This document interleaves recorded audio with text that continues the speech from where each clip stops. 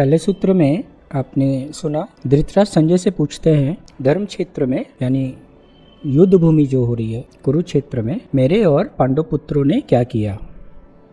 ये पहला प्रश्न था और यहीं से गीता शुरू होती है। दूसरे सूत्र में सिर्फ इतनी बात है कि संजय ये बताते हैं कि राजा दुर्योधन ने पांडवों की सेना देखकर आचार्य द्रोणाचार्य के पास जाकर ये कहा। तो ये तो एक साधारण प्रश्न का एक साधारण उत्तर सा है, लेकिन एक जो प्रश्न इस उत्तर से जो जन्मता है वो ये है कि संजय कहाँ बैठा है। संजय बैठा है धृतराष्ट्र के महल में और वो कुरुक्षेत्र में क्या हो रहा है ये बताता है।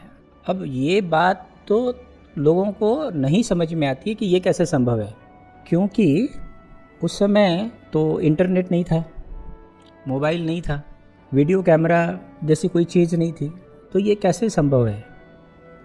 तो शास्त्र ये कहता है कि दिव्य दृष्टि थी।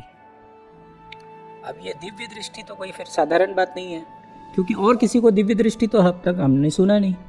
कभी सुना है किसी के बारे में कि उसको दिव्य दृष्टि थी? नहीं। अच्छा, उसके पहले भी नहीं, उसके बाद भी नहीं।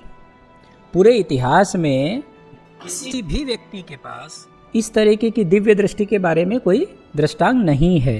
तो जो पढ़े लिखे लोग हैं, जो तार्किक लोग हैं, वो इस पर बहुत बड़ा प्रश्न उठाते हैं कि यह कैसे संभव है। तो वो ये कहते हैं कि ये एक कल्पना मात्र है। अगर ये कहानी है तो कहानी में तो सब संभव है। कहते हैं कविता है, वैसे भी ये काव्य है, तो कविता के बारे में तो कहा ही जाता है जहाँ न पहुँचे रवि वहाँ पहुँचे कवि। रवि यानी सूर्य, सूर्य की किरण कहाँ नहीं पहुँच सकती है, धरती के हर कोने में पहुँचती है, लेकिन कवि वहाँ भी पहुँच सकता है जहाँ सूर्य की किरण नहीं पहुँच सकती। ये एक बात है। लेकिन ये जो संजय की दिव्य दृष्टि की बात है, तो साधारण ढंग से अगर हम सोचें तो ये थोड़ा सा अटपटा लगता है कि ये या तो ये कोई प्रतीक है या ऐसा है। लेकिन जो रामायण और महाभारत है वो हमारे शास्त्र के अनुसार इतिहास है। ये कोई पुराण का हिस्सा नहीं है, कोई उपनिषद का नहीं है, कोई वेद का नहीं है। ये क्या है? इतिहास का हिस्सा है। तो इतिहास का मतलब तो यही हुआ जो तथ्यगत हुआ है ना। इतिहास तो उसी को कहते हैं। लेकिन यहाँ मैं एक बात कहना चाहता हूँ। पहली बात तो संजय की दिव्य दृष्टि पर आएगी ही। दूसरी बात यह है कि इसमें ऐसे बहुत सारे प्रसंग आएंगे जिस पर ऐसे प्रश्न उठेंगे। ऐसी असामान्य, असाधारण क्षमता या शक्ति की बातों को लेकर तर्कशील और विवेकशील लोग इसको कपोल, कल्पना मात्र कहकर हटा देते हैं कि ये बेकार की चीज़ें हैं, कल्पना की बातें हैं, फेरी टेल्स हैं, इनको पढ़ना है तो कॉमिक्स की तरह पढ़ लिया, चलो ठीक है, लेकिन सीखने जैसा, समझने जैसा, या इसको शास्त्र की तरह या इसको धर्मशास्त्र की तरीके से लेने जैसी कोई बात नहीं है।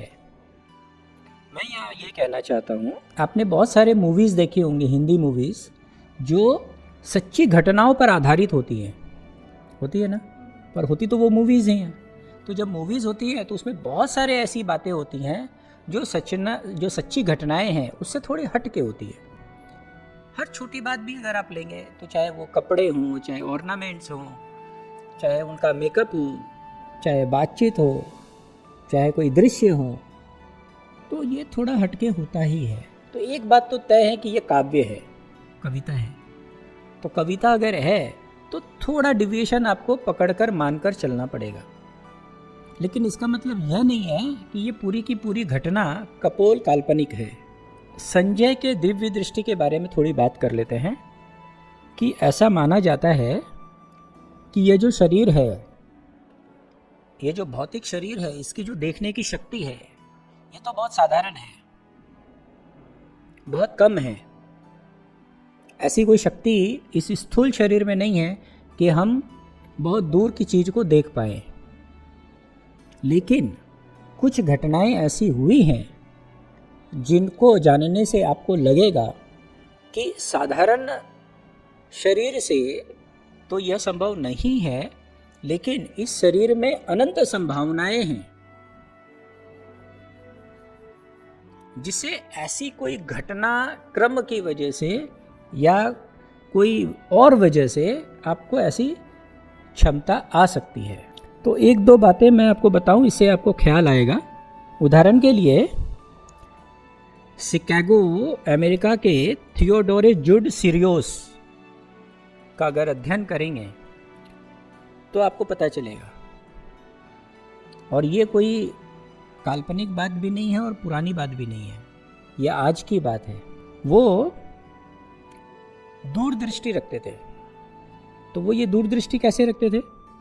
एक बार उनका कोई एक्सीडेंट हो गया और आँख पर चोट आ गई और उसके बाद से उन्हें दूर की चीज़ें दिखाई देने लगी।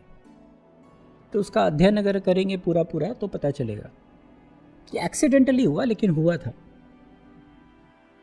उसी तरीके से रशिया के एक वैज्ञानिक फायदो भी थे। वो दूरदृष्टि के साथ साथ दूर व्यक्ति के संदेश देने में भी सक्षम थे। तो ये दो उदाहरण तो हमारे सामने ही हैं। थोड़ा अध्ययन का ज़रूरत है। अब होता क्या है कि जब भी हम कोई ऐसी बात करते हैं जो साधारण से थोड़ा दूर हटकर है, तो लोग कहते हैं कि ये बेकार की बात है। लेकिन ठीक है, चलो आपने बेकार की बात कह दिया, अच्छी बात है कि आपने नहीं माना, लेकिन उस नहीं मानने के पीछे आपने क्या अध्ययन किया? आप तो कुछ अध्ययन नहीं करते हैं, आप बेकार कह के हटा देते हैं। अगर आप अध्ययन करेंगे तो आपको इसकी संभावनाएं नजर आएंगी। मैं सिर्फ इतना कहना चाहता हूँ। तो इसकी ऐसी संभावनाएं हैं, ऐसी कोई विधि हो सकती है, इसमें कोई बहुत विचार करने की बात नहीं है कि नहीं हो सकती है। तो योग में, तंत्र में ऐसी बहुत सारे सिद्धियों की बात कही गई है जिससे असाधारण शक्तियों का मिलना संभव है, लेकिन वो बहुत दुर्लभ है। कई वर्षों की तपस्या है और मिलेगी इस बात का कोई निश्चित नहीं है। जैसे आप अगर लॉ करना चाहते हैं तो आप एडमिशन लेते हैं, 5 साल की पढ़ाई पूरी करते हैं, उसका जो पाठ्यक्रम है वो पूरा करते हैं और आपको एक डिग्री मिल जाती है कि आप लॉयर हो गए, अब आप कोर्ट में प्रैक्टिस कर सकते हैं। लेकिन अध्यात्म के जगत में, तंत्र के जगत में, योग के जगत में ऐसी बात नहीं है। तो ऐसी सिद्धियों के लिए आपको प्रयत्न तो करना ही पड़ेगा और वर्षों तक करना पड़ेगा। और वो प्रयत्न जो है वो इस बात पर निर्भर करेगा कि आप कितने प्रयत्नशील हैं और कितने अध्ययनशील हैं। और अगर ऐसा हम करते हैं तो निस्संदेह इसकी संभावनाएं तो हैं। इस सूत्र से हमें यही समझ में आता है कि हमें अध्ययनशील होना चाहिए, स्वाध्याय करना चाहिए, न कि यह कह के दूर हटा देना चाहिए किसी भी बहुत बड़े महाकाव्य को, बहुत बड़े ग्रंथ को कि ये कपोल कल्पनाएं हैं, घटनाएं हैं। इसका वास्तविक संदर्भ से कोई लेना देना नहीं है। यही इस सूत्र का गीतावलोकन है।